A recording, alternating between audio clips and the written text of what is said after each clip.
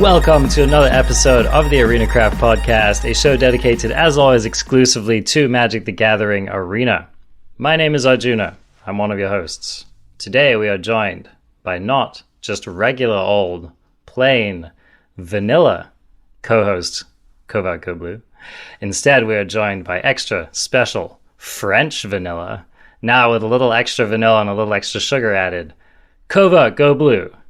He is not just any Magic player. He is, in fact, not only the number one in Best of One, but he officially finally reached actual number one in Best of One. Covertgoblue, how are you doing today? It's like being a whole new person, quite honestly. I woke up this morning in a whole new house, living a whole new life, with a whole new weather outside. None of that's true. But sometimes it feels that way. But let me ask you something, Arjuna. All right. Let me ask you something. This is a very crucial question. Are you ready? Mm-hmm. Are you recording? Yes. You didn't ask me, but I am. Oh, yes! You did it. I'm recording, and I didn't need to be reminded. That is how you know I have not only transcended Magic the Gathering, but podcasting itself. I am now the one in Best of One who hit number one. You know, you've transcended Covertgoblue and you've become Covertgowhite. Okay. You've defeated the Balrog and you've come back to us. Anybody who's seen me dance will tell you I've always been this white. Fair enough. You got to work what you were given. So basically today we have a few exciting things to talk about. We are going to go over CGB's run to number one. And also, we've had some historic anthology news drop. I don't know, CGB. I feel like this is literally just going to be the spoiler podcast until the end of time. Yeah, there's always new cards to talk about. We'll probably do a Time Spiral set review for no reason, even though it's not on MTG Arena, right? Just to make our three boomer listeners happy. I mean, you can see the formula, right? Wizards is now saying more cards is more money. And they're finding ways to do product releases for Arena, product releases for Paper, product releases from Secret Lair, just in a never-ending cycle at this point. If you want to collect Magic cards, you need a weekly allowance to do so. It's the fact right now. It's just the way it is. Absolutely. So, I mean, the good news is it always gives us stuff to talk about, stuff to be, agape at or disappointed by, and there's nothing that Magic players like more than being in one of those two modes. So, yeah, we're going to talk about those two things today. Very exciting. I'm just remembering that I'm trying to get better about... Questions? Questions, yes. So, the real question we're going to answer this week comes from Matosh. In our Discord, you too can ask a question in Discord whenever you like. This is a fun one. What are some of your favorite cards that are not standard playable due to them being weak, lacking synergy, etc.? It's not a fun one. These are the cards I look at every day, I can't tell you how many hours building decks around, and then end up deleting them in a fit of rage and frustration, Like you know this feeling. You spend a lot of time theory crafting a deck. You go into the queue. Your opponent opens with turn one rune crap, and you just are like, I guess I'll scoop. Yeah, like I can't. I'm not gonna win. Yep. Yeah, I can't win. It's over. I may as well have this is a waste of my life. Those cards in the most recent set, Kazuma is definitely on there. I have trouble. I have trouble reconciling the fact that the card's not good because it feels so good when it works. So good, in fact, I started playing Brawl just to play that card and Commander. Oh, do I love making people miserable in the singleton formats. But in Standard, it's not enough, man. You can't take any time off, and everything you do has to impact the board. And even if it only impacts it for a turn, it's not enough. It has to have a lasting impact on the board. And I guess the other one that's driving me crazy right now is Ascendant Spirit. Okay. Yeah. That's clearly the snow card that looks the most pushed in terms of a card that they clearly just wanted to go straight into Standard and start tearing stuff up. But it's just, it's not getting there. You can't invest the mana in it. It never pays off. It never works out. It's always a trap.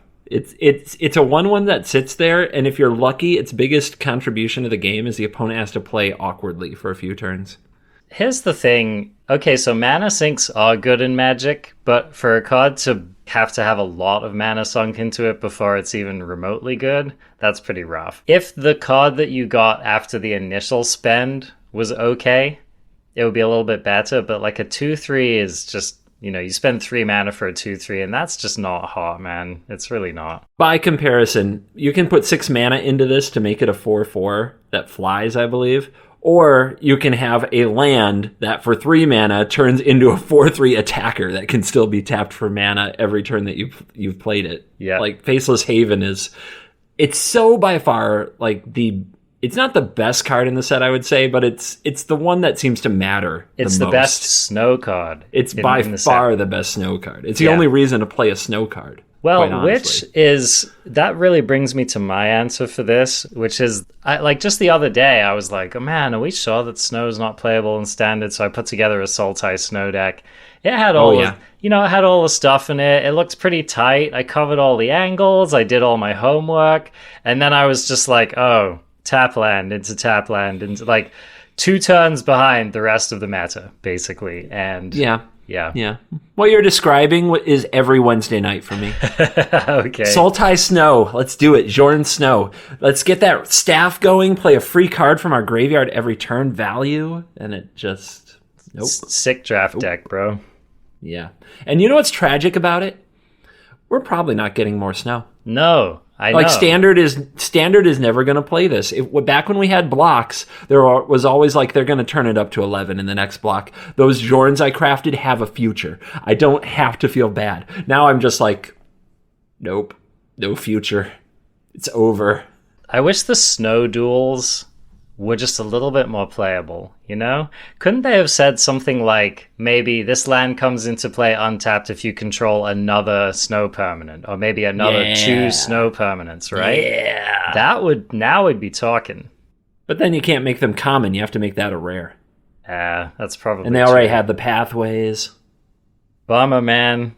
Yeah, so anyway, snow, unfortunately, it wasn't even a near miss either, It was a hard miss, which is rough. Yep. So, yeah, that probably covers it for me. Another card, which, now, you would probably argue with me on this one, but I haven't really seen it show up in, competitive... Yorion is playable! Well... Don't even! You know what? I decided to avoid even bringing that one up. I knew that would be a bee in your bonnet, but let's compromise with Nico Aris. I feel like Nico, maybe it's just not a best of 3 card. Maybe its time has not come to shine yet. I still think it's a very good card, but I've just been a little bit... I feel like Nico is just waiting for that time to shine, I agree. I've only got one good home for it, and I think it's an underrated home, but there's a very good reason that the white-blue decks aren't successful right now. It's because there's just too much to answer. There's just too many different style of threats. Red presents a very different style of threat and attack from mono-white, and Doomscar is an absolute joke against mono-white. And Doomscar is an absolute joke against Annex and Faceless Haven too. So for the most part, blue-white just doesn't have it. And that's really what holds Nico back, because it is a decent card, for sure. I love playing with it. Let me ask you this, Covertgoblue. What is your answer in a strictly Azorius deck to Faceless Haven that is not Field of Ruin? Field of Ruins. And that's the end of the list. 4 of them in my blue-white deck right now. Yeah. There is another answer, and I use it in Best of 1. I Fae of Wishes for my Sorcerer's Spyglass. Oh, devious. So they just can't activate it. Yep. That's clever. But yeah, that card is just a nightmare for old school control mages everywhere. It is. Okay, well, thanks for that question, Matosh. You too can ask a lightning round question on the show by going to our Discord and asking it. And now let's transition into training montage, the conversation about how your very own Covertgoblue managed to climb all the way to the top of the Mythic ladder. CGB. You know what? Okay, you know what my favorite thing about this is? I'm sure I can guess, but please tell me. For the amount of trash that you have talked on white life gain decks, only since I've known you. This is just since I've known you. I'm sure this is not the beginning of the conversation. I have at least a decade to atone for of backlog trash talk on mono white. The only deeper irony, of course, would be if you did it with a mono red deck. But I would put this like it's in the solid like second list for most ironic decks I could imagine CGB reaching number one with. So I just had to take a moment to appreciate that. But CGB, I'd love to hear just your recounting of what the process was and how you did it. Sure. It begins on day one of the Mythic qualifier, where I went 3-3 and didn't have a particularly good day, so I had a lot of rage built up inside me. So what happened is the very next day the season reset. And when the season resets, it's probably the best time if you're going to concern yourself with the number that you hit in Mythic to try to hit Mythic. There's a group of people, Rumty among them, who I think has done it the most. I think at least 3 times he's been number 1 Mythic doing this. Try to speed run to Mythic because the first people there get the highest number. So I didn't set out to do that. What I set out to do is I said I was going to make content around 5 decks that I thought could get you to Mythic the fastest at the start of the season, which I thought some people would appreciate. And I didn't concern myself with what I usually concern myself with in content and deck building, which is A, cards I like to play, and B, I did not concern myself with whether or not there were new cards. And removing those constraints, just looking for linear strategies that are going to get you to Mythic fast, the thing I gravitated to right away was mono white, but I realized that the meta for best of one was much better for a kind of 2 months ago, almost very close to what I played in December, I think. Mono white list that was all about the life gain. Heliod, Daxos, Speaker of the Heavens. So take us a little bit into why you drew that conclusion at this particular time. Okay, so this was while the MPL League weekend was going on, but in the lead up to that weekend, LSV revealed that he was playing mono red aggro along with a good amount of his team, and they revealed their list for the snow red aggro deck. I've been saying that deck, the snow red aggro, Faceless Haven red aggro with Frostbite as the other snow card, I've been saying that deck is really good since the release event, since the early access event where I kind of smashed some people with it. But mono red, they don't look for the new technology that much. They just fire up, do dailies, log off. So as soon as a pro drops a new bomb of this is the list you should be playing in mono red, people are going to jump on it. And sure enough, mono red had been like number 2, which is low for it. It's usually always the number 1 deck in best of one, meta percentage wise. This is from MTGA Assistant, a tracker, by the way, that works with AetherHub, a website. So mono red had fallen to number 2. As soon as LSV reveals that he's playing it for League Weekend, it jumped back to number 1 over mono white by a significant amount to be the most played deck on ladder. And it's also a new ladder. People want to get back to Mythic, and since the very beginning of Magic Arena, the deck they always use is mono red.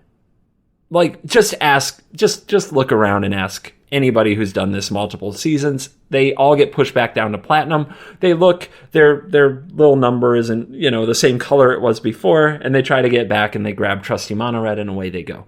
This life gain deck, the build of life gain with Daxos and Heliod, destroys mono red.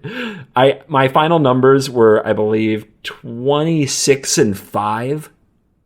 And I remember 2 of the games I lost, I was raging because I never drew a third land in them. A lot. It destroys mono red. That's why the title of my video was Farms Mono Red. Well, it's like an 80% win rate or something like that. Oh, it's gross. Yeah. Not only that, you just never block them until you have a Sky Maul on an absurdly huge creature. An absurdly huge lifelinker, typically.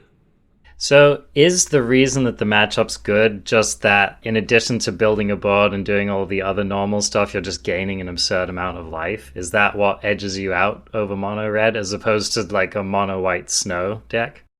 It's the combination of life and size.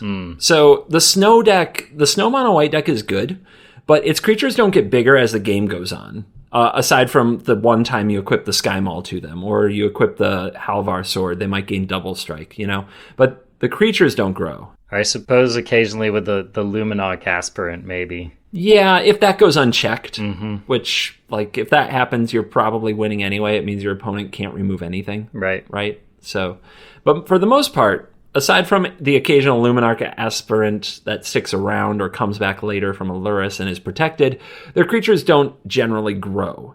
But the life gain deck is just, it's gaining life and growing every single turn. Every turn something gets bigger. They have Luminarch as well. They have Heliod. And if you're doing it right, the size just gets bigger and bigger every turn. And it just outscales what the other creature decks can do. It has a good matchup against pretty much all of the creature decks, mono red especially, but also really good against mono green and decent in the mono white snow versus regular white mirror match. Not quite mirror match. You know what I mean. So very, very good against aggro. Now, how's the matchup against control? Oh, it scoops to turn 4 Shadow's Verdict. Hard scoops to it. But if you take yourself back a week in the metagame, the whole talk was that Sultai Ultimatum's unplayable now because mono red and mono white are so good. Right. That's where we were.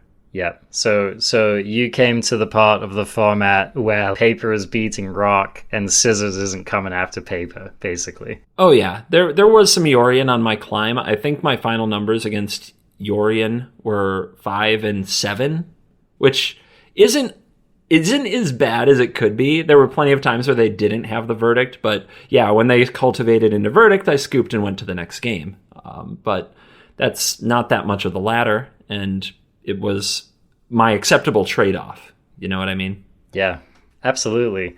Okay, so I'm always interested in this, right? How do we ascertain when a deck is going to be good in the metagame? And I think you laid out pretty clearly for us that, I'm playing a creature deck which is good against other creature decks, and those other creature decks are holding down the decks that are good against my deck, and so that opens up the perfect window to go on a streak. That's the thesis, yep. The next thing to remember is when you're right, when your thesis turns out perfectly right, double down. Yeah. Because you don't get it right that often. Maybe every 3 months I'll get something like this right, where I have the right deck at the right time.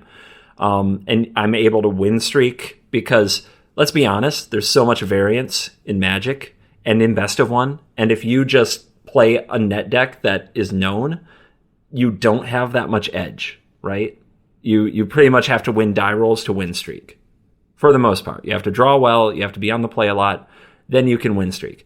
If you actually figure out that you're in a spot in the metagame and you have the right deck and you're winning regardless of play draw, I was on the draw 64 times in my run, and I was on the play 51 times. Normally, that's not very good for an aggro strategy, but I had a matchup advantage.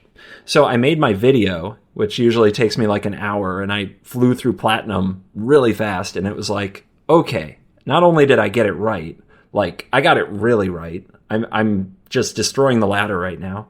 So I decided to just get the Mythic thing done. Because it's now I don't have to worry about when I hit Mythic this month. So I'll just push Mythic. I'll just fly through Diamond because I feel like I can. And I did. Just smashed my way through Diamond very quickly. Took me, I think I'm about 7 hours in, maybe 8 hours into my day at that point. I just flew through Platinum and Diamond.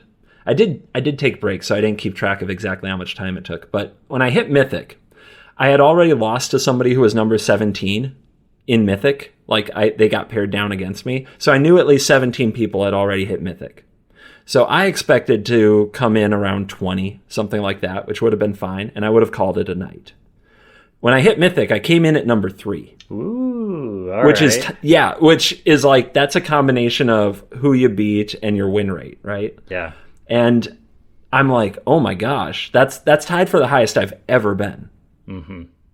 So it's it was about midnight. I usually go to bed about 2 a.m. I'm let's do this. I hit record. Let's go. And it was a really strange video. You can watch it on my channel if you want. But I won 5 games and lost 1 game and stayed at number 3 throughout.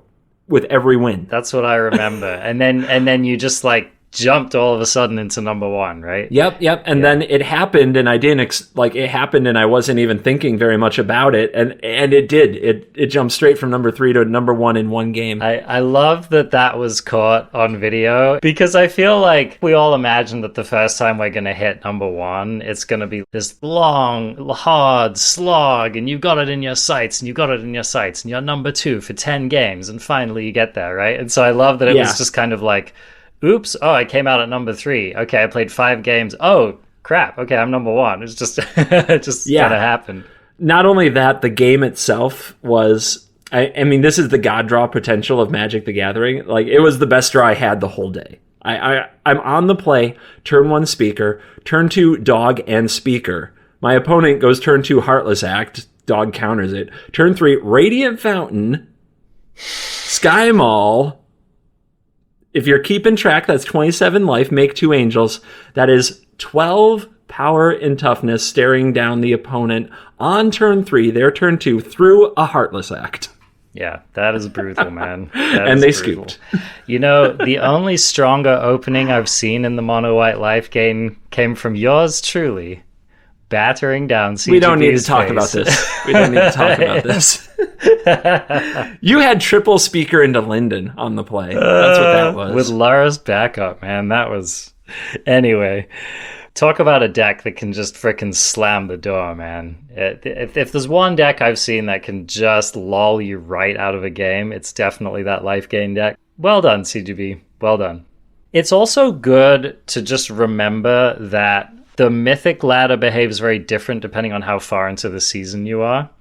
It does. You know? And so that's why, like, whenever I see anyone get number 1 towards the end of the month, I'm like, wow, like, this person deserves frickin' a champagne and to be hoisted on the shoulders through the town, you know? Because it's like, you've spent all month working on that ELO. But it's not to diminish. I mean, anyone who reaches number 1 at any point is a huge achievement. So, congratulations, buddy. Thank you. I will, like, on that note, I'm not going to be defensive of that whatsoever. You're totally right. I definitely shot my shot when the pool was shallow, but I did make the right call and recognize it was the right call and wrote it to where I wanted to go for the content, of course, and for the fans. I think also, truthfully, I convinced myself a long time ago that I didn't want to care about number 1 Mythic and getting there very much, because it is such a, like, it's very much an odds are stacked against you. It feels like an uphill battle. It feels like a rigged game. You don't want to take it too seriously or it will mess with you. But when I had my shot to take it, I did. And I'm pretty happy about that. Back when they released the ladder and the rankings, I had a full-time job back then. I couldn't take a day off to take a shot at number 1. I wish I had. Back then, the ladder was only best of 1. And I didn't hit very high in the ladder back then. It always took me like all month just to get there. But since then, I don't know if anybody's done this in best of 1, because the numbers are insane. Did you know in the days since I was number 1? So I hit number 1 Mythic. This is my game since that day. On ladder, I am 22-6 since hitting number 1. And what your rank? You think? You want to know? Should I guess? Yeah, go ahead. I don't know. I'm guessing you're in the 20s. Close. I finished at 18 today. Okay. That's brutal, man. Yeah. Starts at number 1, win, 2/3 or 3/4 of your matches. And 22-6? That's not for best of 1, like, you can't expect much better. No. You really can't. And that's better than the win rate on my climb. It's an insane win rate. Yeah, for sure. That's just why when people, make these posts being like, anyone can hit number 1 with a 51% win rate in enough time, I'm just like what universe do you people live in? Yeah, that is not close to accurate. It really isn't. It's like saying anyone can win the Pro Tour with a 51% win rating if they just play enough Pro Tours, which is like, Okay, yes, if we take that logic to the extreme, but it is as likely as the monkey typewriter thesis. So No, yeah, you absolutely, like, if you're just going to take a one-shot, sneak in, grab number one, grab a screenshot, and get out, you have to pick your time. Yeah. You have to be lucky enough. You have to be available. You have to have your deck right. Like, it has to line up really perfectly. Yeah. And as far as just staying in top 10 and grinding for it, like in best of 3, if you wanted to do it what some would call the more honorable way, the pure skill ELO way, that is a full-time job with no days off. I went to bed at number 1. I woke up my 10 hours later at number 4. Like, if you want to just stay in top 10, you don't just get to camp it. I got a million comments like that. Just camp it. It is a full-time job with no off days if you just want to stay top 10 Mythic. Some streamers and MPL members might do it, but most of us, that's not realistic. Yeah, exactly. Especially if you're trying out different stuff and trying to have fun and don't want to spend a month playing the same deck, right? Right. It helps to pave the way for other people to just understand that there is a really good opportunity at the beginning of the month to do it. Some people listening to this might be closer to it than they realize, I think.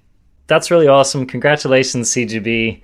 Now, dun, da, da, da, da, da, da, it is time for us to talk about Historic, which we have not really discussed Historic since the release of Kaldheim. So perhaps looking at some of these cards will kind of jog our memories into the format. I honestly have played no Historic since the release of Kaldheim because Standard has been so much fun, and because Historic was basically my refuge for months away from a Standard that I wasn't enjoying playing. So I'm, as soon as Standard's back on the menu, I'm all about it.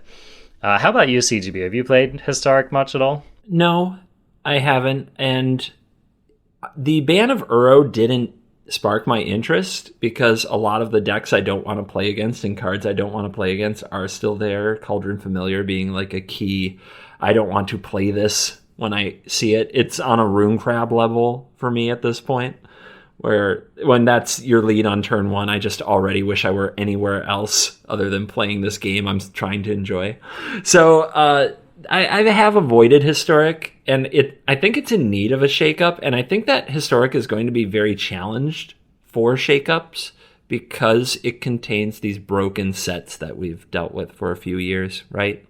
So I think my big question looking over this list for Historic Anthology 4, which is going to be introduced on March 11th, is, does this shake up Historic? Does this impact the format? Yes or no? Or is this what we've seen in the past where they give you a good amount of nostalgia, but maybe not necessarily the most powerful cards? And so far from looking through this list, they've definitely put some bangers in here. They've saved the best for last as well. I think that this will definitely have an impact on the format. How far-ranging it is remains to be seen. But they're definitely throwing in some favorites from the past. So, without further ado, why don't we just get into it, CGB? Why don't you start with this first card here for us? The first card on the list is Triumphant Reckoning. This is 6 white for a total of 9 mana, mythic sorcery, and it says you win the game, or at least it better. What it actually says is return all artifact, enchantment, and planeswalker cards from your graveyard to the battlefield. This is a Commander Legends card, I think. It looks like a very Commander-y card to me. Yeah, this was printed very recently in Commander Legends at the end of last year, which, I know it's a Historic Anthologies card, but I'm kind of like, can we get some Commander cards in Arena? I'm okay with that. Sure. I wanted the Commander Legends cards in Arena when they were being previewed very badly. Mm-hmm. Yeah. Now, of course, this is a spell that you're probably going to want to cheat out somehow. The first thing that came to my mind with this was Emergent Ultimatum, just because I've been playing that card a lot. But I think that's probably not what we're going to be doing here, because this card actually wants you to have spent the entire game building up some kind of stuff in your graveyard. I don't know. This card looks mostly like a meme to me, CGB, but maybe there's some kind of combo deck which can A, fill the yard, and B, cheat this out. I feel like if this card were good, people would have made Eerie Ultimatum decks that work. Because it's basically that for 2 mana cheaper with slightly difficult cost requirements, but it would be worth it, right? I feel like a card like this that requires you to both fill your graveyard and probably ramp and find a way to cheat it is asking too much. Yeah, I agree. But just still a cool card, powerful card, and it looks like it's not the only super expensive card of its nature they've printed. So we'll keep moving here and find out. Next card on the list is a personal favorite of mine, a card which was released around the time I came back to Magic, and a very strong card in its own right. So Declaration in Stone, 1 and a white, sorcery at rare.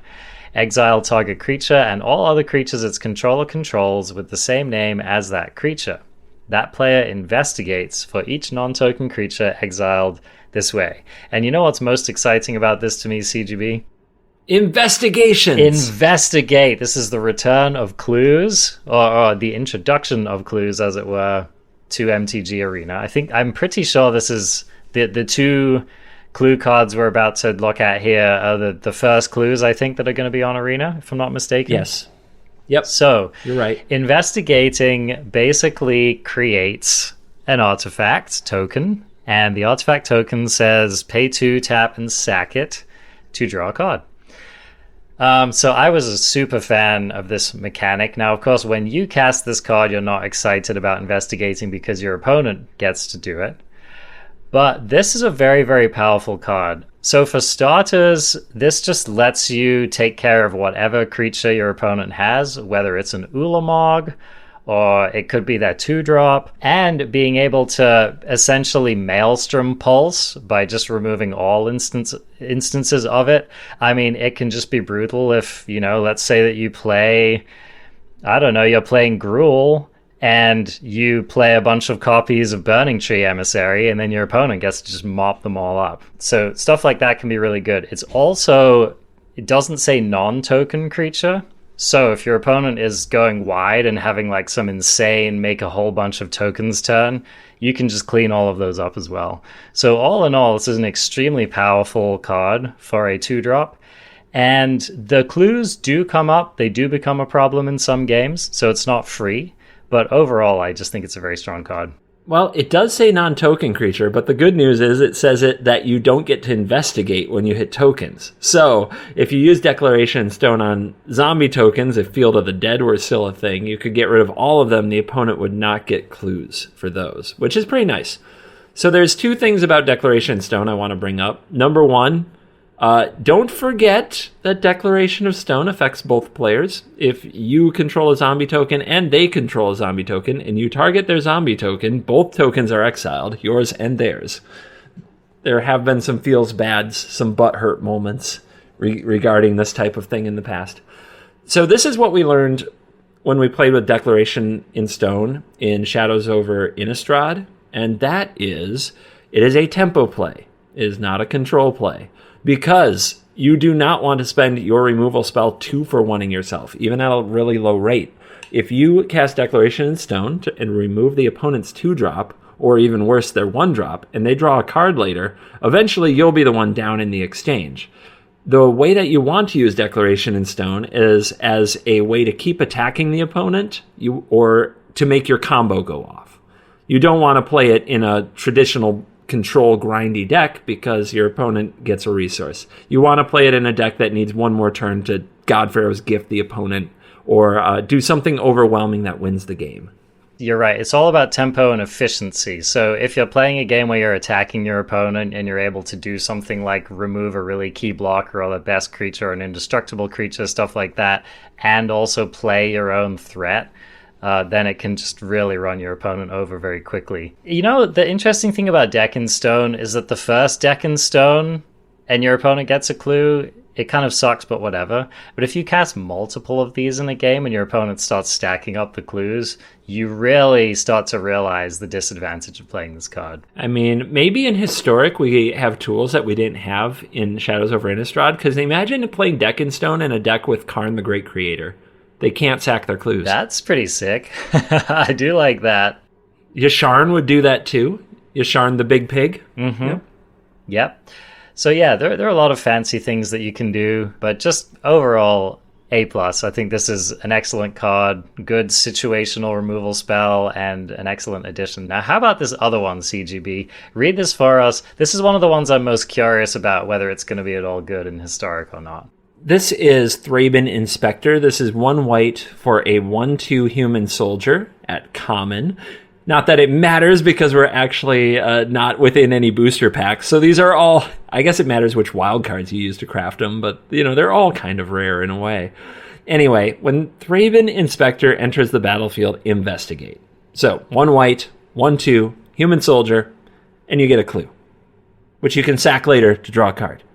What a mediocre little wimpy piece of trash. Why does white get all the bad cards, Arjuna? Is there something I'm missing here? It's so funny because anyone who hasn't played in a meta that was overrun by Thraben Inspector could easily overlook this card. Oh yeah, they did too. Most Magic players just completely looked past this card when it was printed. Oh, that's pretty solid in draft, etc. This is the card which I heard described once by a Magic pro, no less, as the best white card in Pioneer. Now... Yeah, sure. I don't know whether that's an indication of the power level of Thraben Inspector or just a scathing indictment on the power level of white in general. But either way, Thraben Inspector has, again, in the formats it's been played in so far, packed more of a wallet than anyone imagined. I'm going to ask you right now, prediction, is this the best white card in Historic? I don't think so. Okay. Now, here's the reason why. I think that Thraben Inspector is not just the kind of card that you throw into your average white deck because it's really good. There are certain things that have existed which have made this a playable card. So, for example, in the standard that Thraben Inspector was played heavily in, we had these vehicles decks. And Thraben Inspector was like a 10 out of 10 in those decks because there were a lot of vehicles that required crewing. So you needed to get a critical mass of creatures on the battlefield. And this provided you a strong turn 1 play, which could, it could crew your vehicles even when it was summoning sick. The other thing is that those decks actually cared about having artifacts in play. This card made another one of your 1-drops, the Toolcraft Exemplar, substantially stronger. So you could do things like you could curve Toolcraft into a Thraben Inspector if you didn't have something better to do on turn 2, and that was just a really solid curve, and then maybe both of those could tap to crew your vehicles later on in the game. That was a very, very aggro and mid-range focused meta, and so sometimes it was just a blocker that could block your opponent's vehicle one turn and was basically a cantrip. So it really justified itself in that meta. Now, in order for this card to be good, you just need to be getting multiple parts of the buffalo. So the clue has to matter, the 1/2 body has to matter, the tempo has to matter. So, I'm trying to think about which decks even play white in Historic. I think that the deck that is currently tier 1 in Historic that might most consider playing this would be like the Aura's Shell, perhaps. Oh, absolutely. But don't they just have better things to be doing? I don't know. What do you think about that particular thing? They want to do other things. They don't want to spend turn 2 drawing a card, but your fail state is great. Think about that deck. That deck does one of two things. It either snap keeps and just curves out and smashes, or it mulligans once or twice, gets a frowny face, and then runs out of resources because it doesn't have a creature and it 1 or 2 removal spells kills it. But this gives you a body, which you can suit up and force the opponent to respect, and it gives you a card that you can sack and draw later and try to rebuild. Oh, you know what I just realized, CGB? Tell me. Because I have a feeling I'm waiting to say it. So Thraben Inspector and Loris is nasty. Wrong companion. Wrong companion? Thraben Inspector and Yorion, baby. Oh, okay. All right. I see where your heart's going. Both are excellent, but it plays to the point. My companion's actually playable in Historic, so there you go. What? You didn't watch my Jim Davis battle, did you?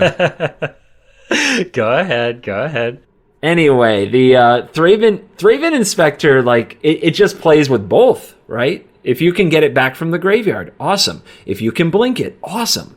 It's everywhere that you can use a body and it gains a little card advantage. It's awesome. I wouldn't be stunned. Like, it wouldn't blow my mind because it was part of the way it worked in the day. If you're going to play something like a blue-white control deck, maybe you want Thraben Inspector on turn 1 because it's more proactive and can do some blocking or block something bigger. Hold off those 1/1 goblins from hitting you. That stuff adds up. Like, this card is a lot better than it looks. If you're playing control in a meta that's full of like 1/1s and X1s, you know, that are smashing your face early in the game, then it could be definitely a defensible include, I think. Oh, sure. This blocks Cauldron Familiar. How much does that chip damage add up? Yeah, it's a good point. It blocks the Dreadhorde Butcher on turn 2. Yeah, and I'll tell you what, it is the saddest removal spell you will ever cast if you're targeting a Thraben Inspector. It is. Yeah, it never feels good. So overall, don't underestimate the Inspector. This card consistently overperforms. It consistently punches up. It is a very good Magic card. Next card on our list, Think Twice. 1 and a blue, instant, draw a card. With flashback, 2 and a blue. Okay, here's the problem with Think Twice. I feel like Think Twice was awesome when it was first printed, but don't we just have better cards now? Like, what was the Ravnica? It doesn't really matter. I just compare this to Light Up the Stage. It's not great, basically. It's just not great. What a boomer card. Yeah. What a piece of optimism. What a nod to those of us who, just want to play our old grizzled Magic. What an inclusion Think Twice is. Oh my gosh. It is a little bit of a head scratcher, especially since they just printed... What's the escape card that's basically this card? It doesn't matter because it's not good. Because no one plays that card either. I play it against rogues and that's it. Yeah. Yeah. Yep. So anyway, yeah. Think Twice, boomer card. Sweet art, though. This next card is the basis of one of the most famous and infamous draft decks of all time. And it comes from one of the best limited sets ever printed. The card is Spider Spawning. 4 and a green sorcery. Create a 1/2 green spider creature token with reach for each creature card in your graveyard. But wait, there's more. It has flashback for 6 and a black. By the way, let's describe the flashback mechanic for any of those who don't know it. I think I'm right in saying that you can cast this card for its flashback cost from your graveyard and then you exile it. Is that right? Yes. Okay. That is perfectly accurate. Okay. So you get 1 buyback with this thing and then it's gone. In any constructed format, this card would have to be like a really strong kind of combo finish or something like that, and I probably don't see it. I think we can probably be doing stronger things with our graveyard decks in Historic, but I don't know. Are you having any ideas with this? I'm confident that you can build a combo deck around this, but it will always be inferior to other options. Yeah. How do you feel about taking one of the iconic limited cards and introducing it in a way that it cannot be played in limited? I know. What are they doing? It is kind of a feels bad, right? Because I feel like this should come into Historic in a remaster set. Yes, 100%.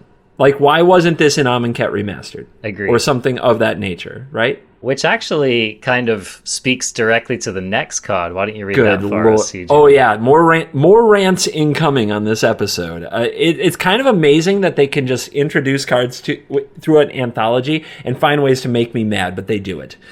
This next card is Adorned Pouncer. Adorned Pouncer is an awesome cat with a knife for a tail that never did anything bad to anyone, but somehow this card is from Amonkhet and was not in the Amonkhet Remastered set. It is 1 and a white for a creature cat at rare 1/1 double strike, Eternalize, 3 white. And if you remember Eternalize from the set, you pay that cost to get a 4/4 zombie token version of the Adorned Pouncer if it was in your graveyard. So it's like Flashback, but different stat line. Yeah. Which, I mean, getting to flash this thing back is pretty gas, and it gives you some resiliency on your little beta here. So, again, I ask you, CGB, is this a card that we'll be interested in playing in Historic? Absolutely not. The power level of that format's way past Adorn Pouncer at this point. Adorn Pouncer, though, was a sweet card in the very early days of Arena. People may not remember, but there was a closed beta for Arena that we're not really allowed to talk about. We had NDAs back then. I couldn't stream it. It was torture. But back then, we could play this Adorn Pouncer deck with Anointed Procession that, turn 4 Anointed Procession, turn 5 bring back double Adorn Pouncers, 2/4/4 double strike tokens. It's just so awesome. And because it's a cat, you had the Regal Caracal, which could give them lifelink. And that was just straight fire of a deck, man. That deck was amazing. Numouth the Nummy, I think, built it. Yeah, Regal Caracal. Gorgeous. What a card. Yeah. The only place I see this going into is maybe like some Rin and Seri nonsense in Historic for the memes, right? I think that, the Selesnya cat deck isn't a total joke, mostly because it has Collected Company. That's really the reason. Yeah. And yeah, some people might play it there, but this is another case of, one, why was it kept out of Amonkhet Remastered? It won't be the last time we say that in this show. That's so infuriating. This card was meant for a smaller card pool, and it will never get that chance just being thrown into Historic. It makes no sense to me.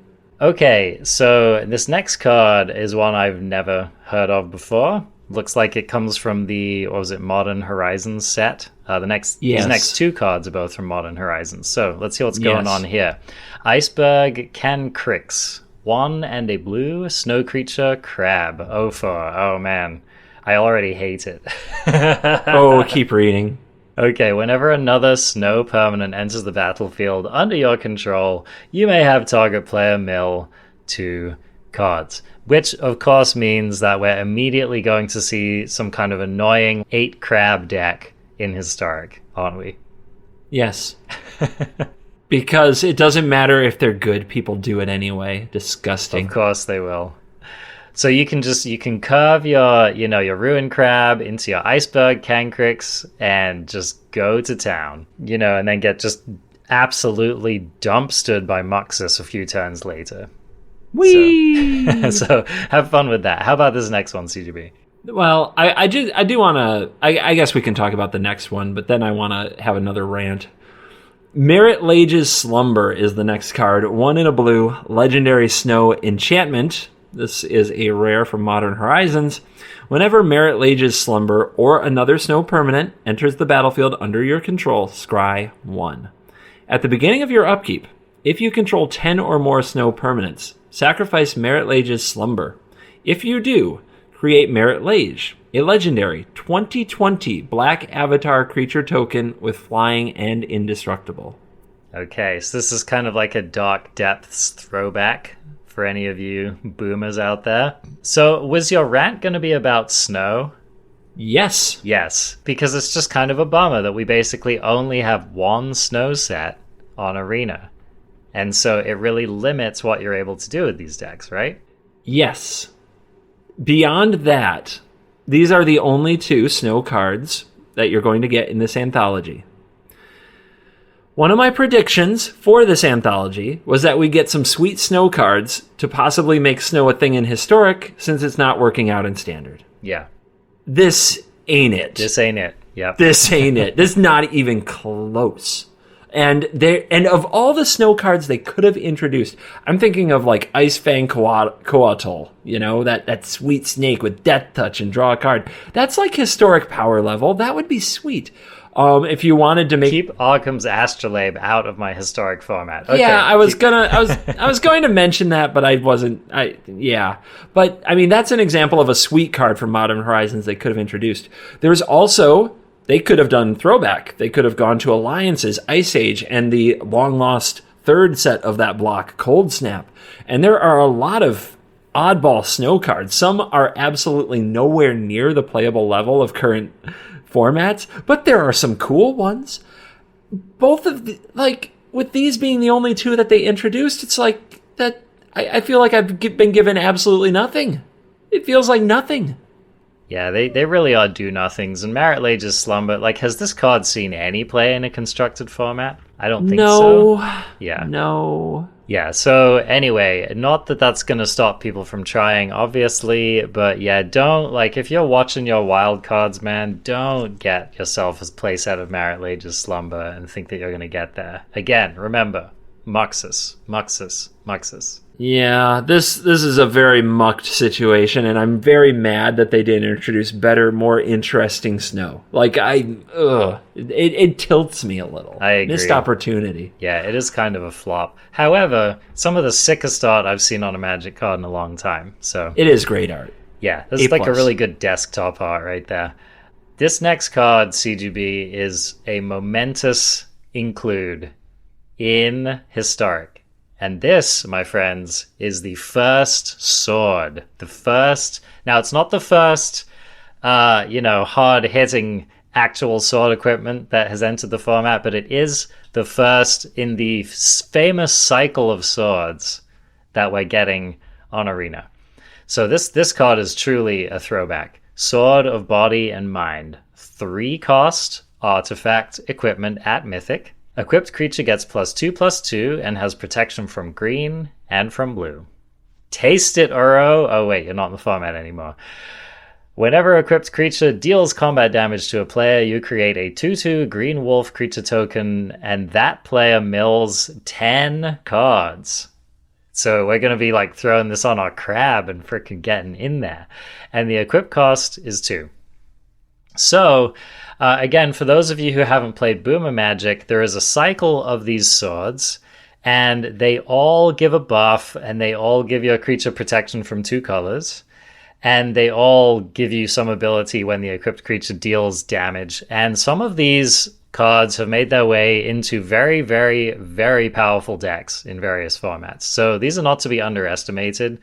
People will often do stuff like, have decks that can get cheap flyers into play, or like Ghost Quarter decks or whatever, and then you're throwing the sword on those, stuff like that. But what do you think, CGB?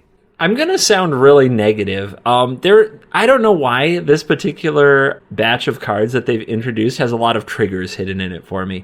And this is one of them, because this is, in my opinion, by a mile, the worst of that sword cycle. That's what I was going to say. Oh, it's terrible compared to the others. It sparks very little enthusiasm from me when I know that they could have done Light and Shadow, War and Peace, Fire and Ice, 3 iconic swords. Body and Mind is not even in the ballpark of the power level of those. And I get not wanting to get the format taken over by Mythic swords and equipment because they're artifacts and they can completely shut down certain colors. But Historic is not... It is not a weak format. It is not a format that is completely dominated by 3 mana artifacts that cost 2 to equip. That's just not going to happen here. It's way too fast for that. Mayhem Devil thinks it's hilarious when you pay mana to equip anything. So I don't see it, man. This is a Mythic from this particular session, and I'm glad that there are swords, but why this sword? Why? I'm with you, man. This particular sword is a bit of a head scratcher. I think it does give us a window into the fact that we might end up with all of them in the format eventually, right? So this could be like the appetizer, as it were. I have trouble believing that anymore. Like, we're 4 anthologies deep. Have you seen a thematic carryover from any of them? There's not another Eldrazi here. We had Ulamog in a previous one. There's no other Eldrazi in this one. To be fair, Ulamog stands on its own, right? Whereas this one doesn't. No, he comes, there's always 3. 3 there always are. Patience, Padawan, patience. I totally feel you on this particular one being kind of a flop, but I do think that there will be more. I mean, it's a missed opportunity if there aren't. I think it's only a matter of time. But, what happens in the format in the meantime remains to be seen. Let's talk about... Why don't you read this next card for us? Oh, sure. This is just a me card all the way through and through. Your favorite. Goblin Gavalier. 1 red, 1/1 Goblin Warrior. Trample. When Goblin Gavalier gets Goblin Gavalier gets +2/+0 for each equipment attached to it. I see what you did there, especially since I'll quickly read the next card here. Bone Splitter, which is an artifact that costs 1 mana. It's an equipment. Equipped creature gets +2/+0, and the equip cost is 1. So it seems like they're giving us 2, somewhat famous equipments here, and then a nice little critter that can wear it in the format. I don't know. Goblin Gavalier, this one doesn't stand out in my mind. Has this been a player in constructed formats? I've never seen this card in my life. Neither have I. So it seems what's that set symbol, by the way? I have no idea what that is. Yeah. This card is weird. Sure, I mean, you're going to play this, and then you're going to throw Bone Splitter on it on turn 2. It's the Richard Garfield Reject series. Thought about printing it, decided it was too lame and not worth the cardboard it would cost to make it. But wait, now we have Arena. I mean, again, the thing that most bothers me about these cards is that they would have all been totally sick in a draft set, right? So it's a little bit annoying that we're getting them in this Historic Anthology, because I would have drafted the heck out of both of these cards. When we get Bonesaw, though... Bonesaw, now we're talking. That is a 0 mana equipment that costs 1 to equip and gives the equipped creature +1/+0. Yeah. Simple little card, but you throw that on this sucker and you got a 4/1 for 1. Many implications. And 1 equip. Yeah. Do you see this having a spot? No. I don't think equipment is nearly a big enough part of Historic, and I don't think the cards we see are going to change that. So here's the thing. Okay, this card is a decent combo with Embercleave, I suppose, but only Embercleave, basically. And we have, so many strong cards to put in red decks in Historic. Do you really need, if you're throwing an Embercleave on something, you'd rather it be going on your Annex or something like that, right? Do you know what's also a good combo with Embercleave? Just every other creature that's better than this. Any good creature, exactly. Yes. Exactly. Every single creature. Yeah. So we didn't need to make Embercleave better, basically. So yeah, Goblin Gavalier, I don't really see it hitting. What about the Colossal Hammer deck? Maybe. I mean, doesn't that deck already have better equipment as well, though? Better bodies is probably what we're really looking for. Yeah. I don't know. Yeah, I don't know. It's kind of funny when you mention Bonesaw. There are a lot of decks that just play Bonesaw because it's a 0-cost artifact, right? So it doesn't really matter what it's doing. Bonesaw is Spider-Man throwback. Anyway, we've probably expended enough bile on that particular row of cards. I've got to save some for the next row. Okay, so take us into this next card, CGB. Torment of Scarabs. 3 and a black for an enchantment or a curse at uncommon. Enchant player. At the beginning of enchanted player's upkeep, that player loses 3 life unless they sacrifice a non-land permanent or discard a card. Just totally a Historic playable card, bro. 4 mana curse. Was a defining piece of that limited format. Yeah, it was good and limited. It was actually, you could draft a curse deck, and it wasn't embarrassing because of Torment of Scarabs. Yeah. I mean, fun that card could do it. Cool design. Little bit under the power level of the format, I would say. Just a little. Quite a bit under the power of the Historic format. It does make the curse deck playable for the nerds who strictly want to play the curse deck, I guess. Yeah. I'm going to save my rant for this row till the end so we can keep going through it. Okay. Next card, Flameblade Adept, 1 red mana. Oh, God, do I have to read this card? Because all I really want to say about it is that it is not Monastery Swiftspear. The end. Read it. Read it. Okay. Monastery Slow Spear. Flameblade Adept, creature Jackal Warrior, Menace, 1/2. Whenever you cycle or discard a card, Flameblade Adept gets +1/+0 until end of turn.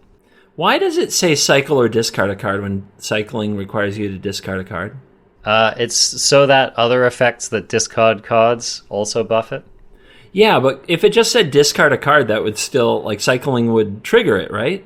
Yeah, that's a good question. Maybe there are effects. So if an effect prevents you from discarding, but you cycle, does that still count as a cycle? Yeah, I regret asking this question. I don't know. I'm sure some rules wizard can help us out with this. Okay, basically, once upon a time, they printed a card called Monastery Swiftspear. It was a very good Magic card.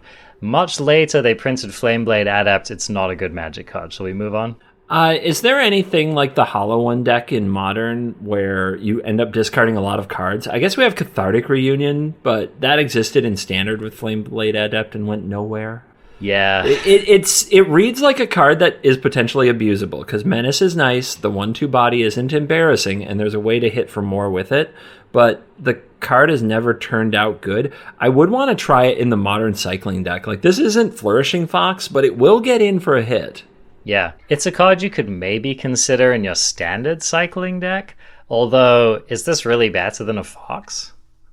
It's not better than a Fox in my opinion. I think it plays well with the Fox so that you don't have to rely on slower cards like Dranith, Healer, and Stinger, but it's probably not going to fix cycling in Historic. I don't think that there's a chance of that. Yep, I agree. Well, let's see if this next card saves it for us, CGB. Faith of the Devoted is 2 and a black for an enchantment at uncommon. When you cycle or discard a card, you may pay 1. If you do, each opponent loses 2 life and you gain 2 life. Faith of the Devoted was the win con in the, New Perspectives cycling deck I used to play that I didn't even try to play when Amonkhet Remastered came out because these cards weren't in Amonkhet Remastered. And here's my rant. Why the hell are these taking up space in my Historic Anthology where we could take cards from anywhere in Magic history and put them into the anthology and introduce cool stuff to Historic? Why are we taking up space in it with cards that should have been in Amonkhet Remastered to begin with? The defense rests. I couldn't agree more. There's no counter argument, basically. I'm so tilted, man. Yep, these cards are not where they should have been, and they are where they shouldn't have been. If I'm buying this Historic Anthology, it's not because of these cards. Let's just put it that way. I could say more about that, but honestly, you made your argument very well, and I think it is a strong argument, CGB. I would take, like, a really terrible rare legendary creature that is completely unplayable from the dark, and I would be happier about that than any of these cards that should have already been in the remastered set. Let me ask you, CGB, do we have Hollow One in Historic? We do, right? We do. Okay, alright, that's cool. But do we have the means to discard and make it pay off? I don't think we have Burning Inquiry, do we? I don't. Yeah, the enablers aren't quite no there. Faithless Looting, of course. You know what would have been a sick inclusion in this is the 3 CMC 3/3 zombie that comes back from the graveyard when you... Prized Amalgam? Yes. Wouldn't that have been a cool card in this anthology? Let's introduce the whole Dredge deck. Why not? I mean, okay, you're right. Foreshadowing. All right, next card on the list. A 4-cost elf, so probably won't see play just for that alone. Lys Alana Hunt Master, 2 green, creature elf warrior at common, 3/3. Whenever you cast an elf spell, you may create a 1/1 green elf warrior creature token. Didn't we just get the better and still maybe not playable 2-mana version of this card? We did. Yeah. So you are so late to the party at this point, Alana. Yep. I mean, sweet dogs, Lys. I like your dogs, but apart from that, man, I don't know what to tell you. All right. How about this next card, CGB? Abomination of Llanowar is 1 and a black and a green Commander Legends card. It's a legendary elf horror, and it has vigilance and menace. And it has power and toughness equal to the number of elves you control plus the number of elves in your graveyard. So, I guess this is another Golgari elf. We just got a bunch of Golgari elves in Kaldheim. Having said that, cards like this just don't tend to get there in regular constructed. It's literally a shame that just a stat ball. The abilities are not very relevant if the opponent plays any removal spell ever. But I think that elf fans are going to enjoy it a little bit. It is giving elves a reason to play black, which they were kind of thinking about doing because of Tyvar and some of the other stuff going on in Kaldheim. It does fit in the collected company spot. I think there are going to be some people excited about making a massive Abomination of Llanowar. You know, Coco's a good point. If you can Coco this out and reliably have it be like a 6/6 or something, then you definitely got your money's worth. It is legendary. It's probably a 1 of or 2 of in your elf deck. And it can be your brawl, your historic brawl commander. So that's fun for some people. Yeah. Honestly, I most see this as like if an elves deck has some kind of fling combo or something, then maybe you play this deck. So it. What? I don't know, man. I'm just reaching. You want to have an elven fling. Okay, I get it. I read those fantasy novels as a kid. I, too, was into some of the hot dark elves and wanted an elvish fling. I get it. I mean, okay, if I was flinging with an elf, it would probably be Lisa Lana instead of this abomination, but... That is... Yeah, I would not be flinging with that elf at all. The art is terrifying. Okay, speaking of cards that were left out of sets for some random reason, why don't you read this next card for us? Inspiring Statuary is 3 colorless mana artifact at rare from Aether Revolt. Aether Revolt. Well done, buddy. And, you know, that set that was part of Kaladesh Remastered. Yes. And it says non-artifact spells you cast have improvise. And what I want to say before we get your take is that this is probably the reason I'm so salty, because how many games did I spend trying to make the Paradoxical Outcome deck work without this? And it was there all along. We thought they couldn't code it, or we thought it was too complicated, or we thought it might break the format, and they were just slow rolling us. They were just holding out on us, man. Yeah, this really does feel like the... It feels like the remastered graveyard is what this anthology feels like, which is kind of tilting, I agree. So Inspiring Statuary, however, it's here now. It has some of the sickest art. It's one of my favorite Magic card arts ever. It is a very cool card. It didn't quite get there in Standard, did it? Oh, Statuary? Yeah. It was part of the Paradoxical Outcome deck in Standard. It was the key piece. And that deck had its times when it was competing for the top tier.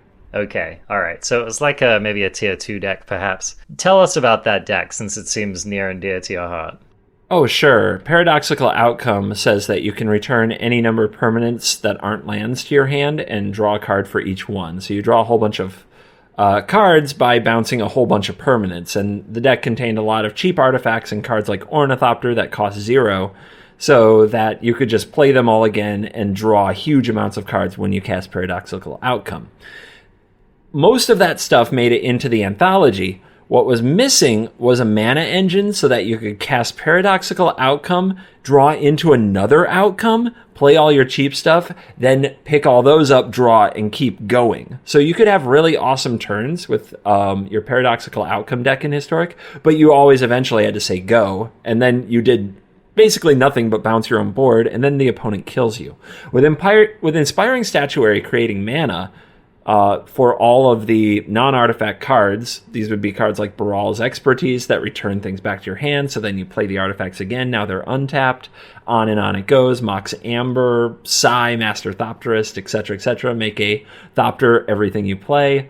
Now with Inspiring Statuary, you keep going, so you can basically draw your deck within that turn, play out, make a million Thopters, and find a way to win.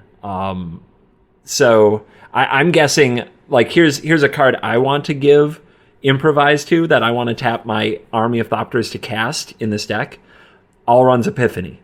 Okay, I'm feeling it. Yeah. I'm feeling it. You see what I mean? I do. So if you cast Paradoxical Outcome and you draw, like, 8 cards, and then you cast Allrun's Epiphany using mana from Inspired Statuary, and you untap and take another turn, you're probably not going to lose. Yep. That's a good point. You were trying this with the Psy Master Thopterist. Were there any other things that you were trying as a win con? As a win con? Because you do actually need to win. I'm trying to remember the things that I was doing to win. The one that was most popular when Inspiring Statuary was around was Aetherflux Reservoir. Okay. Because you would play all your zeros over and over and over, gaining tons of life from the reservoir. Okay. And then you would eventually 50 shot them in the face. And we do have that card, so... Yep, that card exists. But I couldn't play enough things to do it in Historic, in that outcome deck, because we didn't have the mana engine. Right. So maybe, now we do. Maybe, yeah. This could lead to some cool stuff. I mean, I hope so, because I did love the Paradox. I'll probably try. If I actually craft some cards from this, it would probably be this one, because I want to relive my days of Paradoxical Outcome. Your glory days. No, I was terrible. Well, things are continuing to improve here because they printed another card which I think could definitely show up in the format. This is Cold Steel Heart, 2 mana snow artifact, and it ETBs tapped. As it enters the battlefield, choose a color, and you can add 1 mana of the chosen color. So this is a very, very efficient mana rock, and it can generate colored mana for you, which is cool. It wouldn't be surprising to me if this showed up in various decks in the format. Yeah, it's pretty sweet. I actually forgot to notice this. It is a snow artifact, so it does produce snow mana, because it's a permanent that produces mana, and it's snow. So, yeah, which could be relevant at some point. It's not nearly enough for the snow deck. No, that's true. That's true. Is this better than Mindstone? Well, I was going to say, like, Mindstone sees a lot of play in the format. I don't know whether it's better than Mindstone, but it definitely solves some problems that Mindstone can't solve for you. So yes, being a ramp spell that you can play in decks that don't typically ramp, and being a ramp spell that can produce colored mana could be, very impactful. So this is, not necessarily that this is the deck you're going to build, but if you're trying to do something like get out a Phyrexian Obliterator very quickly, right? Or like other cards that have very, very heavy colored requirements, then a card like this could really help. I think it's great also for brawl decks, historic brawl decks that aren't specifically aggressive. Yep. Like, it's just a really solid play. It's just cheap, man. And okay, ETB's tapped, but honestly, the Mind Stone often doesn't do anything for you the turn you cast it. Sometimes it does, right? I think the main benefit of the Mind Stone is that you can cantrip it, which is a strong play. But I just think that the colored mana in some decks is going to be worth the investment. And so, yeah, I don't know.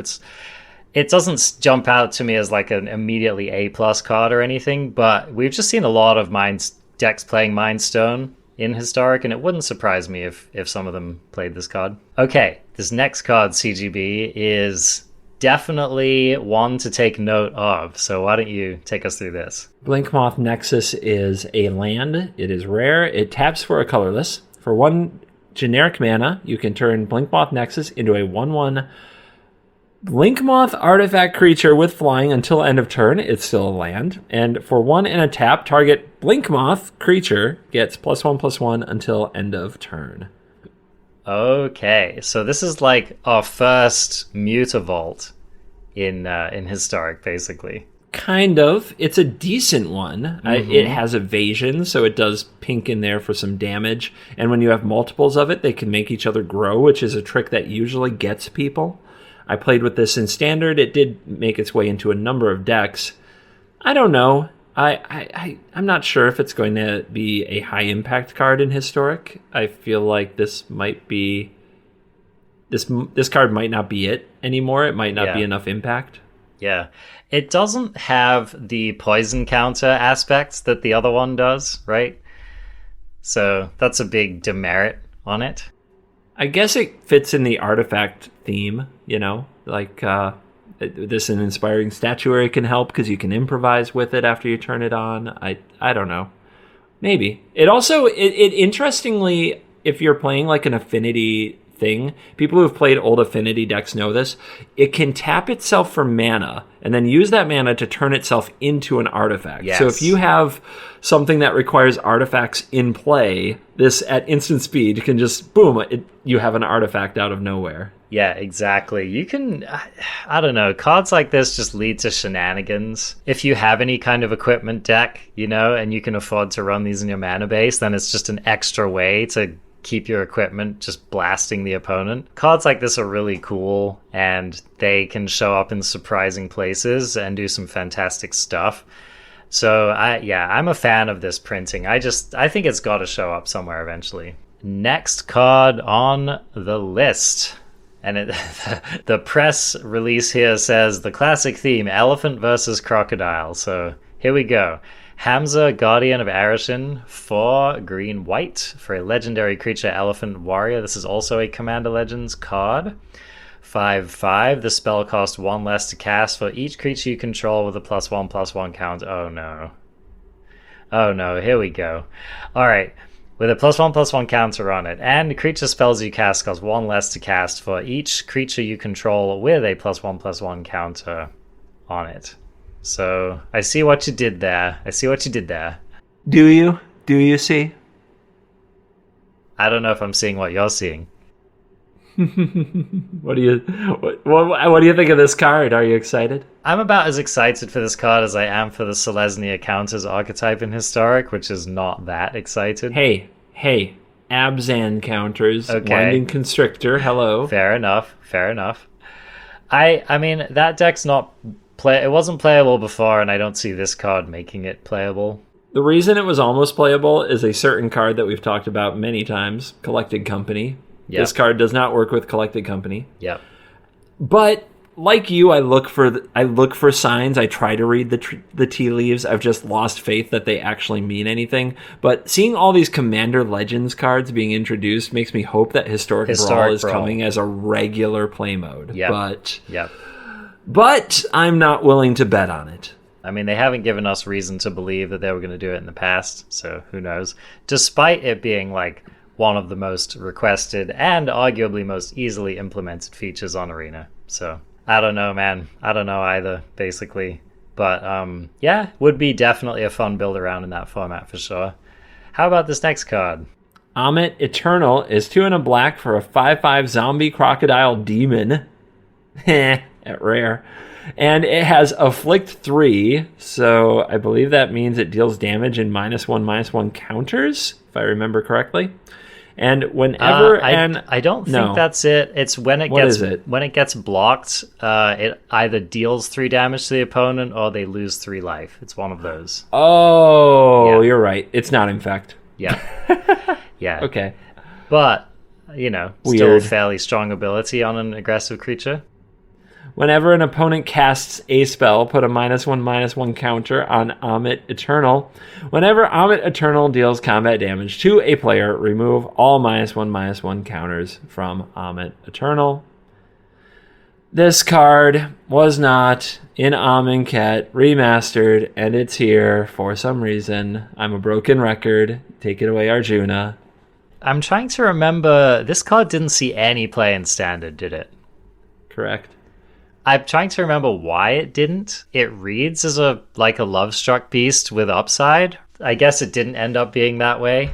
It's actually it's a hidden 3-mana 3/3 because the opponent just plays some spells, sometimes at instant speed, blocks it, and it does 3 damage sometimes, but often just dies. Yeah.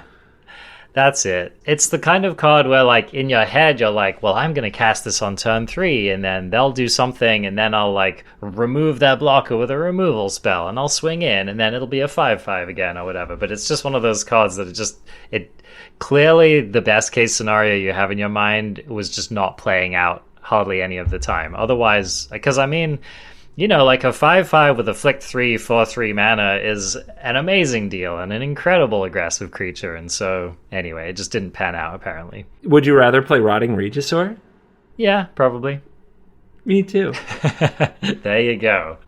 I'm already having fun with at least one card on this row, but we'll start, we'll start here. Why don't you read Sawtusk Demolisher for us? Sawtusk Demolisher is 4 green for a creature beast from Commander 20, I believe. 6/6 trample. Oh, yeah, it's the Commander set that released around Ikoria. That's what it was. Okay. Anyway, it's a 6/6 trample with a mutate, 3 and a green. All right. And whenever this creature mutates, destroy target non-creature permanent. Its controller creates a 3/3 green beast creature token. Oko's back. Kind of. We are now destroying things and replacing them with elks. I can say I am probably the only one of the two of us who has cast Sawtusk Demolisher. I have done it. It was a card I put into my Illuna Apex of Wishes commander deck.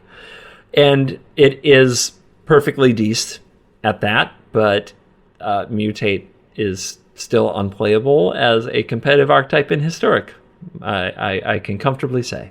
Yeah, this does strike me, though, as one of the stronger mutate cards. I mean, just like a 6/6 for 4 is solid, and it gets to blow up something of your opponent's, right? So if mutate were to be a thing in Historic, I would definitely consider running this card. Okay. I'm just saying, it's a good mutate creature. It is a good mutate creature, and Yeah. mutate's a bad mechanic. Sure. But like, if this was in Standard, it would 100% go into your mutate deck, right? Sure. Okay, we've got CGB's opinion on this card for regular constructed. I mean, I'm not making any argument. I'm just saying it's an aggressively costed mutate creature. Okay, one might call it a harmless offering, which is what this next card is, and it is a 2 and a red sorcery at rare. Target opponent gains control of target permanent you control, and of course, what this means is that we're now able to play Cat Pact in Historic.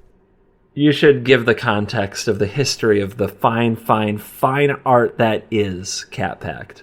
So the deck is basically you play Demonic Pact and a bunch of other cards, and it's this kind of bizarre control deck, and all you're trying to do is get to a point in the game where Demonic Pact has the lose the game mode on it, and as the only available mode, and then you gift the enchantment to your opponent, and then on their upkeep, they lose the game. Chris Patello took down a tournament. I don't remember what the tournament was, but it was... okay, I actually have this. I think he got second, to be honest. Oh, was it Maybe second? I'm wrong. Okay. But I mean, it was a Grand Prix. It was like a 2,000 player Grand Prix Portland. Okay. So a big Standard tournament, and nobody expected, quote unquote, Cat Pact to come out of it. And like, Chris Patello is now streaming. He's a member of Rivals. He's a very talented Magic player with a very legit resume. I can tell he's a little bit eye rolling because I do this to him in chat rooms. I'm like, you're the Cat Pact guy, because he will always be the Cat Pact guy. Like Coverage loved him. And they were just constantly putting him on camera and being like, he's playing Cat Pact. And like he really did make a reputation around this deck. And that's why it's kind of famous in Magic history. And probably the reason that we have Harmless Offering coming to Historic to be played next to Demonic Pact. I'm not going to lie, man. I'm definitely going to build a Cat Pact deck for Historic. I love Pact, man. Like, that was one of the first things I did when that last anthology came out, was just throw together a Yorion Pact and start having fun. So, can you think of another card that you want to give your opponent with incredible downside? I was just thinking about that, man. I've got one. 9 lives with 8 counters and a way to remove it or deal a damage. Yep. 9 lives plays fairly well in the Pact deck, right? Because it keeps you alive. Yes, it does. That's pretty gas. Okay. You just then need a way to damage the opponent or remove the 9 lives to finish them off. Yeah. So I guess a way to make the opponent sacrifice enchantment or Cyclone Summoner, return permanents to their owner's hand, something... River's Rebuke, something like that. Yep. Could be fun. Cleansing Nova, yeah. Okay, I'm feeling it. I'm trying to think if there are any other cards that say you lose the game on them in Historic.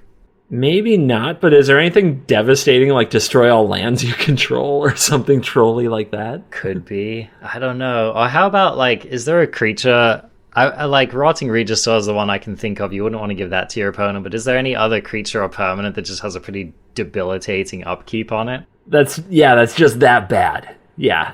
I mean, somebody out there listening, this is their expertise. This is their wheelhouse, taking the unplayable and making it playable. And they are sounding off with all of the absolute garbage level cards in Historic, and like, I don't know what they are. I can't believe Arjuna and CGB aren't remembering any of these genius cards. They're such bad Magic players. What losers, man. Who gave them a podcast? My life has been waiting for this moment, and I'm getting in comments right now. And these guys biffed it, and I am pissed. All right, how about this next card? Collected Conjuring is 2 blue and red for a sorcery. Rare. Modern Horizons again, I think. Yep. Mm-hmm.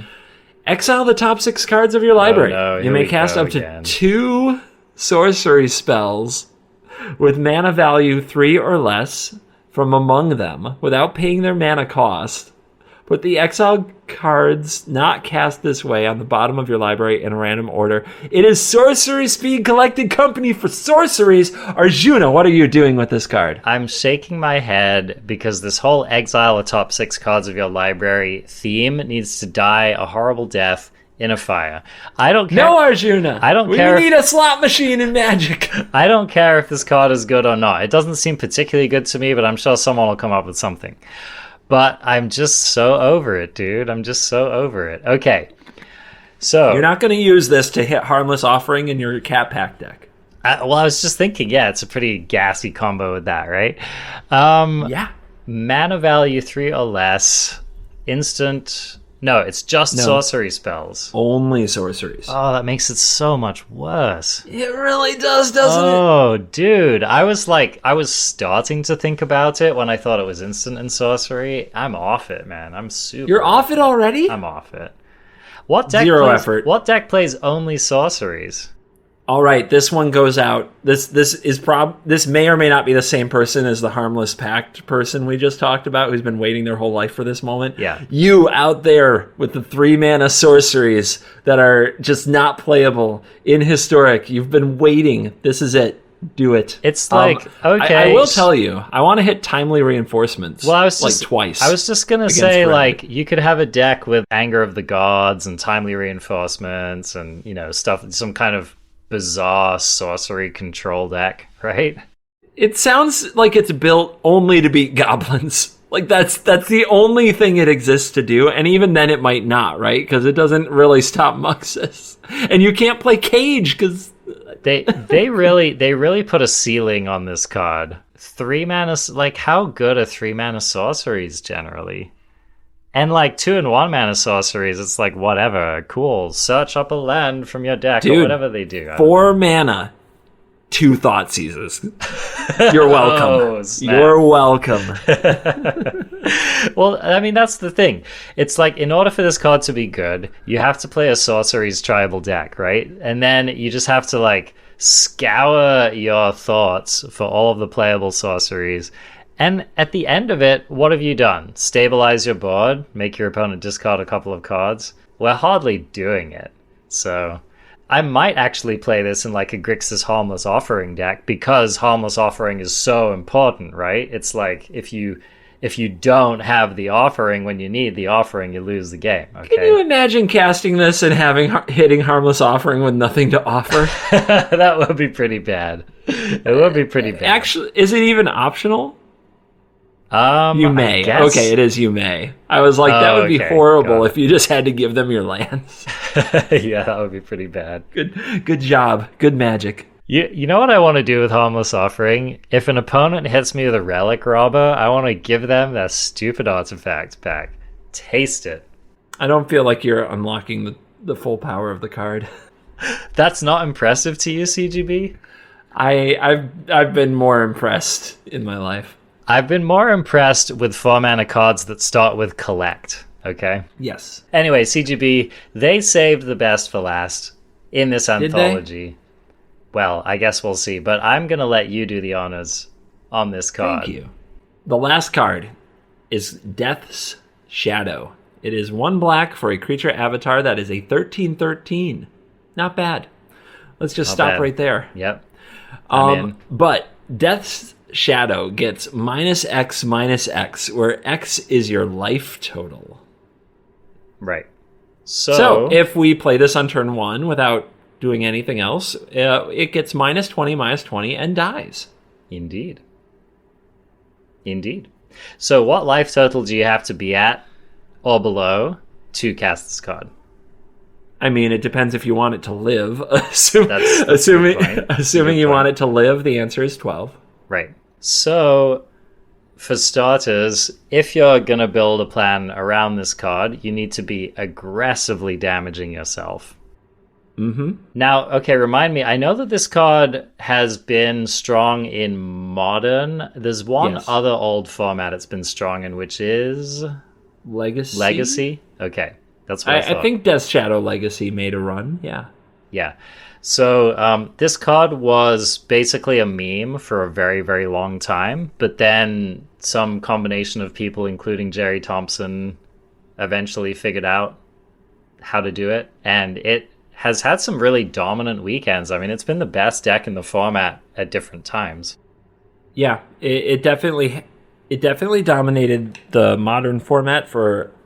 There was like probably 2 years there where you couldn't talk about Modern without considering Death Shadow. Yeah. And that kind of all changed with Eldraine, because Eldraine brought the...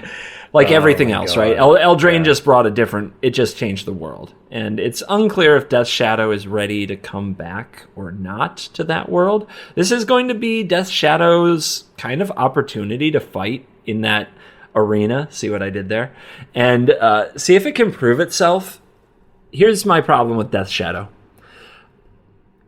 If you play this card and your opponent plays a cat in an oven, how do you feel? Oh, God.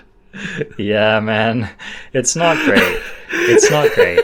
Well, that brings me to my disappointment with the card, which is this card actually gets stronger in the more degenerate formats, because a lot of those formats you're likely to play against decks that didn't come ready to do a lot of blocking, right? So in a format in which your opponents are like casting a lot of cheap cantrips and trying to assemble some kind of one-turn combo kill or whatever, and they're not interested in playing creatures, they're not even particularly interested in playing removal spells if they can get away with not doing it, it can be quite good, because this card can just be like, a two-shot kill, or you can play a couple of them in a turn and just kill your opponent next turn, stuff like that, right? So it's really, really good in formats like that. But like goblins... Like, do you ever want to be playing a Death Shadow deck in a format with goblins? Hard to believe. I find it was a format that this dominated, where you could, like you said, play kind of a setup game and then play one or two of these and remove one or two blockers and win. Removal spells were decent. Like Fatal Push is the best card in Modern around that time. It fundamentally, like Fatal Push changed Modern and made Death Shadow a really good deck, because like creatures weren't that good, so they weren't on the battlefield often, and the ones that were got removed by Fatal Push. That's like Fatal Push is a medium card in Historic, because like value is infinite, all the threats do a million different things, all the creature decks are super linear. It's hard to see it, but we do have Thoughtseize, which is one of the premier cards to play with Death Shadow.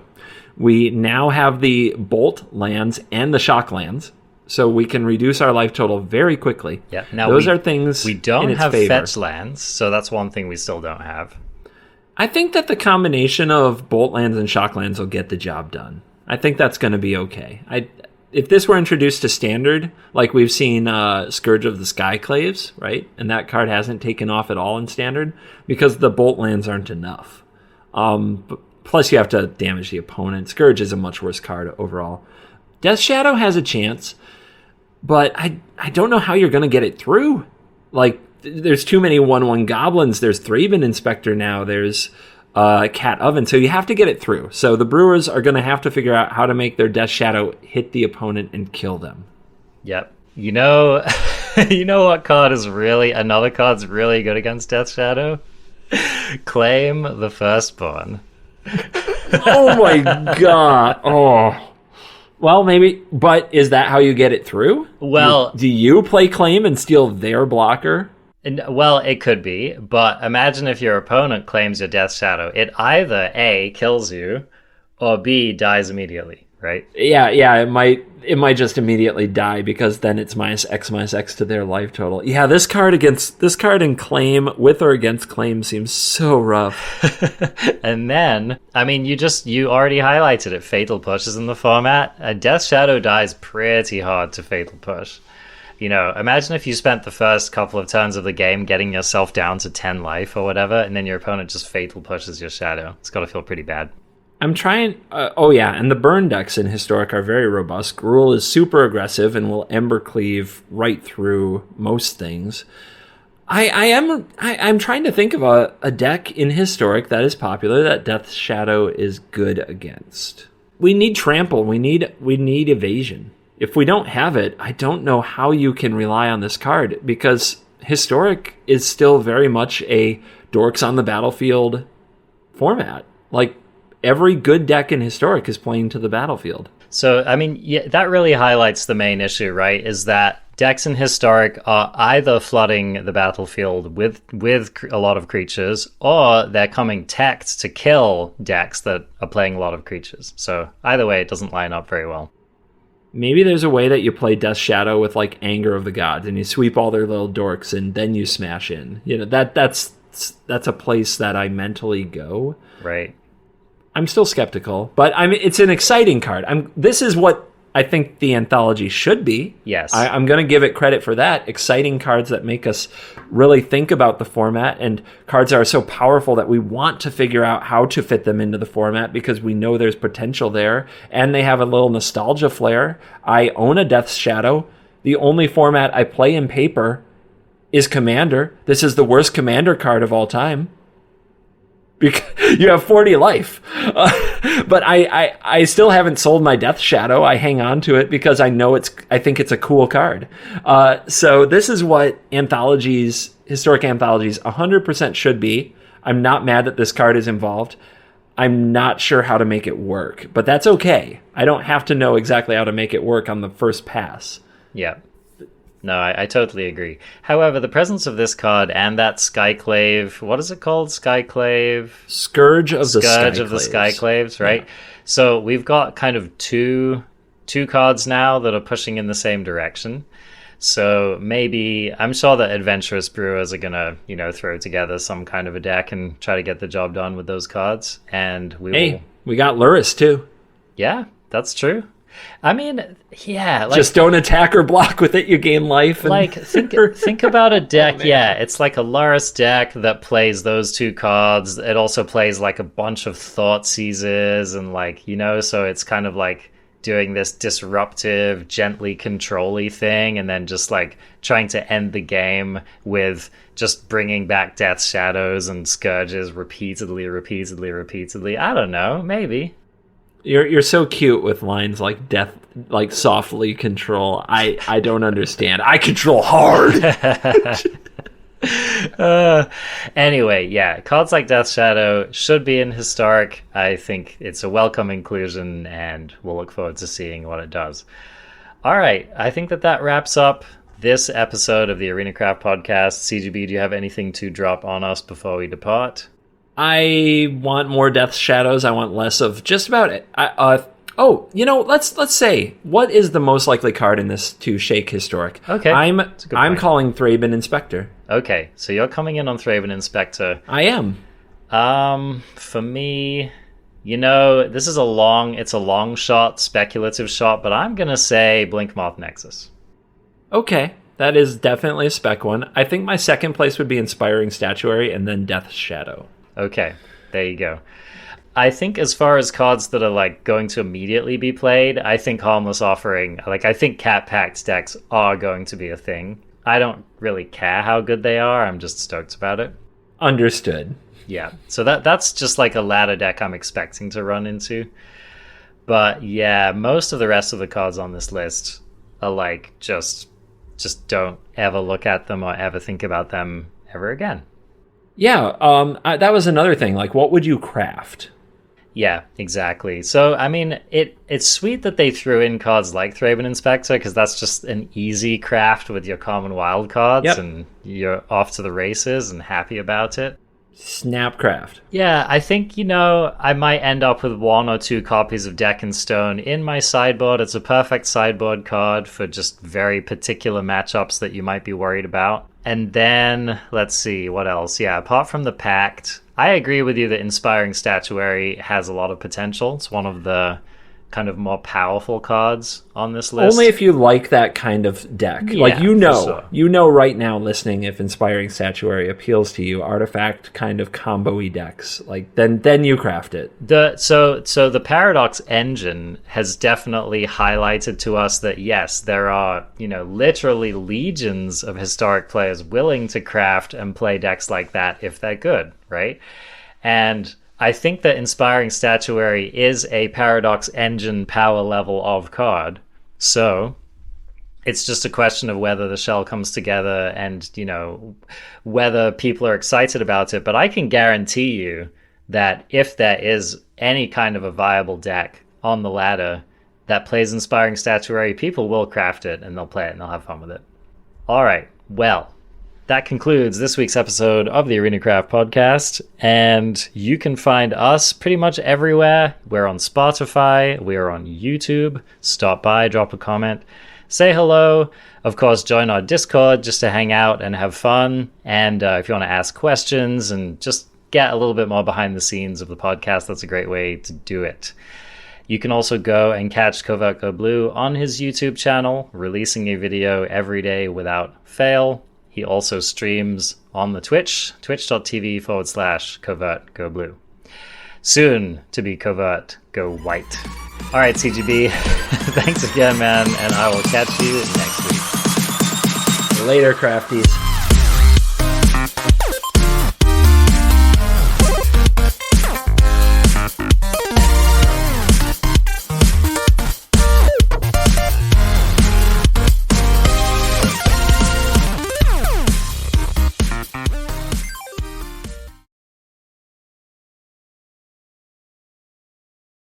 Questions? Yes, I'm ready. I'll answer the first one for you. I don't need to look. What makes me so great? Yes, it is the actual fact that I sleep somewhere around 10 hours a night without fail. That is a superpower that I very much wish I had, CGB. Yes, most people do, and it's the reason I am the one in the best of one or whatever. Do you also eat Wheaties for breakfast every day? No, I eat the tears of red mages and they sustain me. Okay. And 12 raw eggs. True fact, actually, I make bacon and sausage for every breakfast. Potatoes when I can, and I have about 15 dietary supplement pills I take. Oh, okay. So that's the real secret. So I don't need to stop all day for another meal. I just go, and I just work right through. No food breaks. It reminds me of the English breakfast, which I think was basically designed to be that. They were like, let's just combine all of the food you were going to eat for lunch and dinner into your breakfast. And then back when the English cared about hard work, yes. Cared about hard work, aka worked in a factory for 12 hours a day, yes. I just made some people angry, and I love it. The people who invented the Industrial Revolution, no less. Anyway, okay, so the real question we're going to answer this week